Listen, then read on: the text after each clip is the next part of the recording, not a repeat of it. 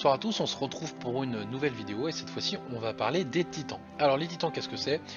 Ce sont ces grosses bébêtes auxquelles vous n'avez accès que lorsque vous faites partie d'une guilde. Alors l'intérêt du titan, c'est qu'effectivement ça intervient dans les coffres que vous avez ici, ça intervient aussi dans la voie du courage et ça permet d'avoir des matériaux d'évolution. Alors avant toute chose, en fait, ce qu'il faut savoir, c'est que la personne qui a le plus attaqué, qui a le meilleur score au titan,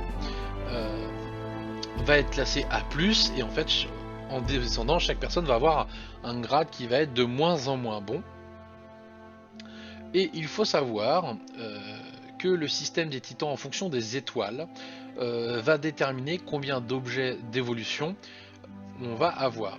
Par contre, rien ne garantit que avec un grid titan grosse étoile, beaucoup d'étoiles, et en étant premier, on ait systématiquement des bons matériaux d'évolution. Il n'est pas rare de voir le premier à avoir tapé le plus fort, qui a donc 4 ou 5 matériaux d'évolution, mais qui sont des matériaux d'évolution 2 ou 3 étoiles, alors que par chance, quelqu'un qui aurait moins performé pourrait avoir qu'un seul matériau d'évolution, mais un matériau d'évolution qui est le maximum pour le nombre d'étoiles et qui pourrait être intéressant. Le titan, comment est-ce qu'on construit une team face au titan? Et bien écoutez, moi je vais vous montrer ce que je fais. Donc là on est face à un titan rouge, donc je vais pas pouvoir montrer parfaitement parce que j'ai pas l'équipe qui convient, mais je vais vous montrer ce qui se convient de faire. Alors, une team titan, hop, alors je vais vous montrer une team, hop, est-ce que, voilà, alors hop, voilà, on va revenir, si ça veut bien, bah alors voilà, donc, ça, alors c'est une team qui n'est pas encore full optimisée, mais c'est les teams qu'on attend face à un titan. Alors, pourquoi? Le système de calcul des dégâts, je vous mets juste à gauche ici la formule pour calculer les dégâts. Globalement, ce qu'il faut comprendre, c'est que si les 3 tuiles, les 3 boucliers touchent votre adversaire, que vous avez la même attaque et lui la même défense, vos dégâts vont être compris entre 55 et 155. Et que si vous avez une trop grosse différence du coup entre défense et attaque, notamment si la défense de l'adversaire devient vraiment plus importante que votre attaque, vous ne faites plus aucun dégât. D'accord? Inversement, comme vous pouvez le voir sur cette formule, la défense a plus d'impact que l'attaque. C'est ce qu'on expliquait dans la fonction, dans le mode de base. Ce qui veut dire que notre but, ça va être en priorité de baisser la défense de l'adversaire. Alors, je vous ai expliqué que lorsque nous avions deux effets appliqués identiques, cela s'écrasait. En fait, il y a une petite spécificité, c'est que Gormek met des malus de défense neutres, moins 34 de défense. Gardien Faucon met des malus de défense élémentaires contre le feu. Ce n'est donc pas la même icône, et donc ces deux malus, au lieu de s'écraser l'un l'autre, se cumulent. Quoi qu'il en soit, donc, la team doit être construite comme suit. À gauche, je mets un booster de dégâts. Donc en l'occurrence, j'ai la chance d'avoir Gazelle, mais sinon, je vous mettrai une liste des héros qui peuvent booster les dégâts, hein, mais vous avez Wukong, notamment, qui est assez connu. Ensuite, vous mettez un personnage qui met un malus de défense élémentaire de la bonne couleur. Un personnage qui met un malus de défense neutre. Alors là, l'idéal, je les ai pas, mais l'idéal, c'est d'avoir un héros qui est en rapide mono-cible, donc qui ne vise qu'une seule cible et qui fait des dégâts. Et enfin, en dernier lieu, pareil, si vous avez de la couleur qui va bien, un healer. Alors après, bah, vous adaptez fonction de vos besoins, hein. Mais avec une team construite comme ça, quand vous avez, alors moi en tout cas sur un titan vert, quand j'ai les deux malus plus Gazelle, chacune des tuiles ou des boucliers qui touchent le titan lui inflige 3500 de dégâts. Donc sur le point faible. on y viendra plus tard. Et sinon c'est environ 2000 sur les points normaux.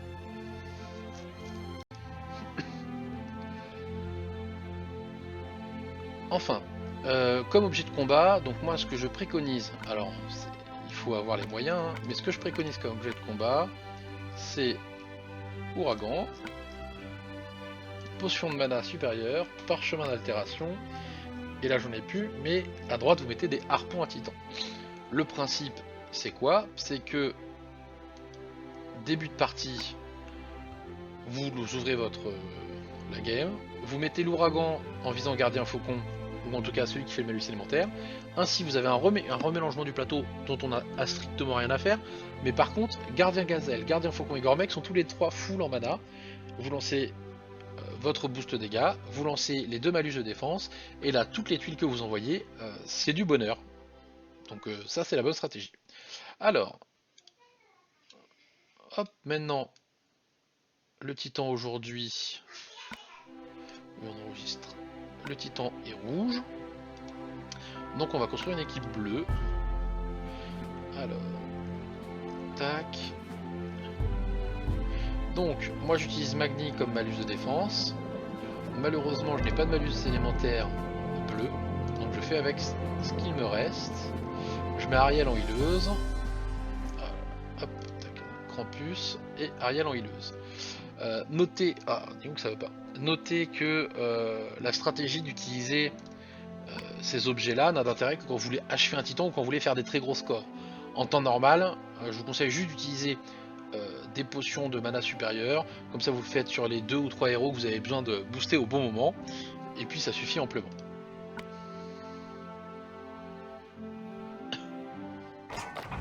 Donc voilà, donc vous voyez le point faible, ça veut dire que si jamais j'ai un héros qui convient, toutes les attaques qui vont le toucher vont être des coups critiques.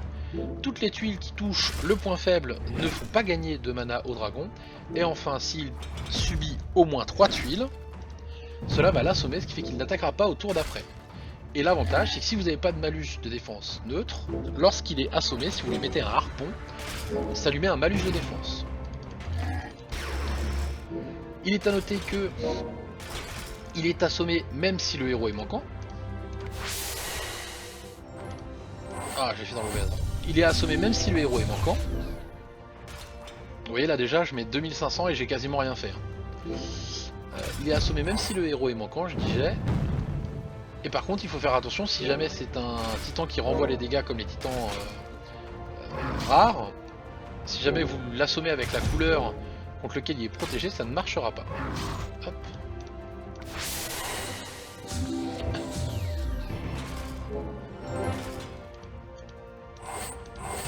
Hop. Alors du coup, pourquoi est-ce que les dommages sont si violents? En fait, tout simplement parce que vous vous souvenez de la formule que je vous ai montré tout à l'heure. Et bien en fait, cette formule marche pour un héros, et si jamais il y a plusieurs héros, en fait leur attaque est cumulée. Autant dire, dans la formule, ça fait quand même franchement pencher la balance. Donc voilà, donc là vous voyez, j'ai pas une team qui est ultra optimisée pour ça, puisque j'ai pas de malus élémentaire. Et en claquant, donc là j'ai claqué 4 petites potions de mana.